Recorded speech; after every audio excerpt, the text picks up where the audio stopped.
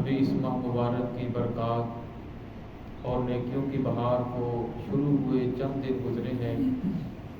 اللہ رب العزت کی ذات سے کبھی امید ہے کہ اللہ رب العزت نے ہمیں اس ماہ مبارک کے اندر نیکی کرنے کی توفیق عطا فرمائی، اور اللہ رب العزت نیکی کرنے کی توفیق آگے اور بھی عطا کر رہے ہیں۔ یہ اللہ رب العزت کا خاص فضل ہے، اس پر جتنا اللہ کی ذات کا شکر ادا کیا جائے وہ کم ہے۔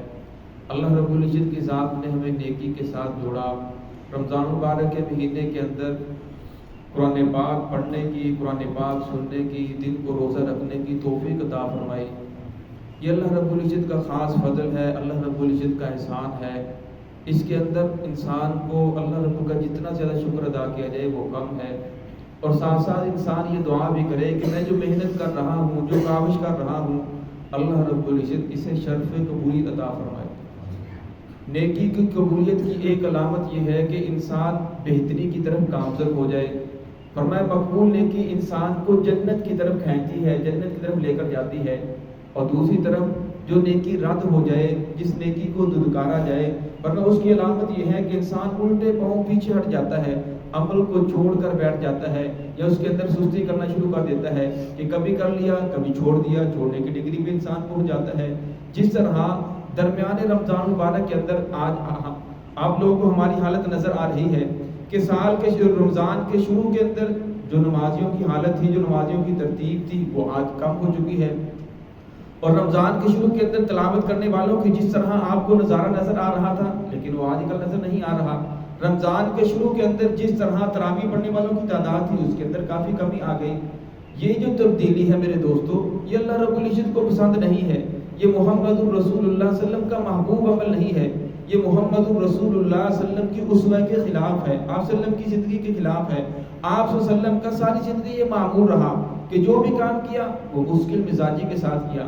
فرمایا جو مشکل مزاج بندہ ہے، چاہے وہ دنیاوی کام کے اندر ہو چاہے دینی کام کے اندر ہو، وہ کامیاب ہوتا ہے۔ اور فرمایا جس کے اندر مشکل مزاجی نہیں ہوتی، فرمایا وہ دینی کام ہو یا دنیاوی کام ہو، فرمایا وہ انسان کو کامیابی نہیں عطا کرتا۔ رسول اللہ صلی اللہ علیہ وسلم سے پوچھا گیا، یا رسول اللہ، اللہ رب العزت کو محبوب عمل کون سا ہے؟ تو آپ صلی اللہ علیہ وسلم فرمایا ادومھا وان قل۔ اللہ رب العزت کو محبوب عمل یہ ہے جس کے اندر ہمیشگی ہو، دوام ہو، اگرچہ وہ کم ہو، کیفیت کے اعتبار سے، کمیت کے اعتبار سے وہ کم ہو، لیکن اس کے اندر دوام ہو۔ فرمایا یہ عمل اللہ رب العزت کو بہت زیادہ محبوب ہے، اور آپ صلی اللہ علیہ وسلم کا ساری زندگی یہ معمول رہا، جو بھی کام کیا اس کو بھرپور طریقے کے ساتھ کیا۔ اب تہجد کی نماز کے بارے میں آتا ہے کہ آپ صلی اللہ علیہ وسلم نے ہمیشہ پڑھی، اگر کسی طبیعت کے اندر سستی ہوتی، نہ اٹھ سکتے تو دن کے اندر 12 رکعت پڑھتے، اگر بیمار ہوتے کھڑے ہو کر نہ پڑھ سکتے تو بیٹھ کر پڑھتے، لیکن جو کام بھی کیا وہ مشکل مزاجی کے ساتھ کیا۔ فرمایا مشکل مزاجی یہ انسان کے اندر ہونی چاہیے، اور فرمایا انسان جو بھی کام شروع کرے اس کے اندر پہلے اس کا پورا ایک پلان ہونا چاہیے، اس کے لیے انسان اپنے آپ کو تیار کرے۔ فرمایا یہ رمضان مبارک کا مہینہ جو بہت تیزی سے گزر رہا ہے، اس کے لیے ہمیں اپنے آپ کو تیار کرنا چاہیے۔ ہر آنے والا دن اس کے لیے نیا عزم، نیا جذبہ اور نئی ہمت کے ساتھ انسان کو گزارنا چاہیے۔ آپ صلی اللہ علیہ وسلم کی حدیث ہے، آپ صلی اللہ علیہ وسلم صحابہ اکرام کو فرمایا، بخاری شریف کی روایت ہے جس کا مفہوم یہ ہے، آپ صلی اللہ علیہ وسلم فرمایا جس کام کو بھی کرو ٹھیک ٹھیک کرو، حد سے آگے نہ بڑھو، اور فرمایا بلکہ اس کے قریب قریب رہو، یعنی میانہ روی اختیار کرو، اور فرمایا کہ جو کام بھی کرو خوش طریقے کے ساتھ کرو، خوشی کے ساتھ کرو، خوش رہو، اور پھر فرمایا تم میں سے کوئی بھی اپنے عمل کی وجہ سے جنت کے اندر نہیں جائے گا۔ تو صحابہ نے فرمایا یا رسول اللہ آپ بھی؟ فرمایا ہاں میں بھی اپنے عمل کی وجہ سے جنت نہیں جاؤں گا، یہاں تک کہ اللہ رب العزت کی رحمت مجھے ڈھانپ کر جنت کے اندر لے جائے۔ تو فرمایا جو کام بھی کرو اس کے اندر میانہ روی ہونی چاہیے، یہ نہیں کہ ایک دن تو انسان کو جذبہ اٹھا اور بہت زیادہ کر لیا اور پھر اس کے اندر چھوڑ کر بیٹھ گیا۔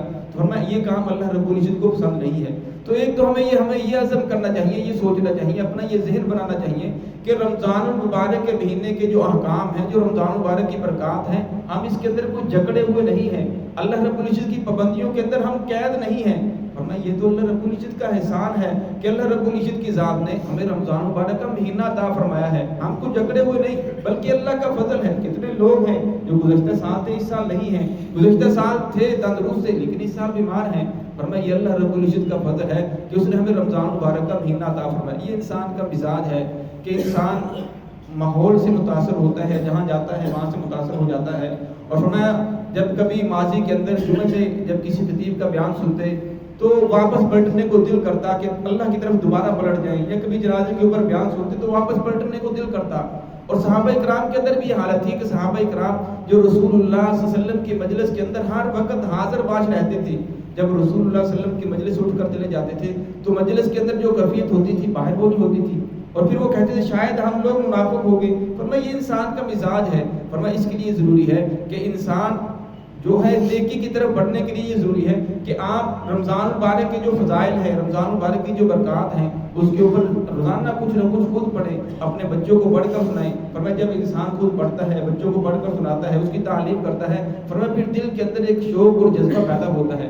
فرمایا ایمان پوشیدہ ہو جاتا ہے، ایمان کمزور ہو جاتا ہے. فرمایا جب ایمان کے انسان بار بار تذکرے کرتا ہے پھر نیکی کرنے کو دل کرتا ہے. تو فرمایا اس کے لیے کوئی بھی کتاب جو فضائل رمضان کے اوپر ہو اس کی تعلیم کی جا سکتی ہے. لیکن شیخ زکریا رحمۃ اللہ علیہ کی جو کتاب ہے فضائل مال کے آخر میں فضائل رمضان ہے، وہ بہت جاندار اور شاندار ہے.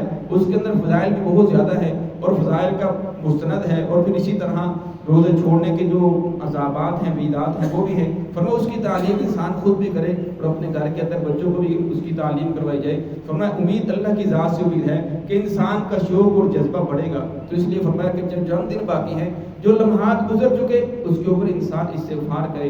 اور فرمایا جو لمحات باقی ہیں ہر آنے والے دن کو نئے عزم کے ساتھ، نئے جذبے کے ساتھ، نئے جوش کے ساتھ اس کو شروع کرے. اور یہ عزم کرے، یہ ارادہ کرے کہ رمضان مبارک کا جو روزہ ہے یہ اس کے جو احکامات ہیں، میں اپنی زبان کی حفاظت کروں گا، اپنی آنکھ کی حفاظت کروں گا، اپنے دل کی حفاظت کروں گا. اور شام کو اس کا محاسبہ ہی کرے کیا میں نے ایسا کیا ہے یا نہیں. فرمایا انسان جب بار بار ہو سکے تو زبان سے ایک مرتبہ اسے دہرا لے کہ آج میں نے روزہ رکھا ہے اور روزے کی پوری پابندیوں کے اوپر عمل کروں گا. اور فرمایا شام کو پھر اس کا محاسبہ بھی کرے. فرمایا پھر ہر آنے والے دن کے اندر بہتری پیدا ہوگی. اگر فرمایا انسان اس طرح نہیں کرتا پھر انسان کا ہر آنے والا دن کمزور ہوتا چلا جاتا ہے. اور فرمایا پھر آہستہ آہستہ جو آپ کو حالت نظر آنی شروع ہو چکی ہے ایسا ہو جاتا ہے. فرمایا یہ اللہ رب العزت کو محبوب نہیں ہے. اللہ کو محبوب عمل یہ ہے ادبمھا وان قل، جس کے اندر ہمیشگی ہو اگرچہ وہ کم ہو. تو ہے کہ اللہ رب العزت ہمیں اس ماہ مبارک کی صحیح معنی کے اندر قدر کرنے کی توفیق عطا فرمائے.